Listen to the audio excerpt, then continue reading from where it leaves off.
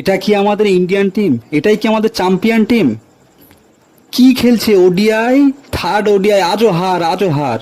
শ্রীলঙ্কার কাছে হেরে যাচ্ছে, লজ্জা আর আছে? যে শ্রীলঙ্কার কাছে ভারত হেরে যায়, মানে আমি কি বলবো, যে শ্রীলঙ্কার বি গ্রুপের প্লেয়ার খেলছে, আর আমাদের ভারতে এত বড় বড় সব ইন্টারন্যাশনাল প্লেয়ার, বিরাট কোহলি, রোহিত শর্মা, শুভমান গিল, শ্রেয়াস আয়ার, ঋষভ পান্ট, বড় বড় প্লেয়ার একের পর এক আসে, আর সেই স্পিনারের কাছে পতন। মানে ভারত কি স্পিনার কি খেলতেই জানে না? প্রত্যেকদিন একই আউট। আর এই গৌতম গম্ভীর আসার পরে, জয়েন করার পরে ভারতের পতন, একের পর এক পতন। আমি জানি না গম্ভীর কন্টিনিউ ভারতের কোচ হয়ে থাকতে পারবে কি, এটা নিয়ে প্রশ্ন।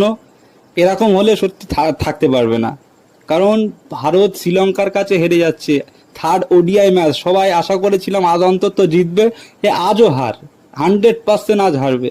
একটা কোনো প্লেয়ারই দাঁড়াতে পারছে না। 240 রান, এই রানে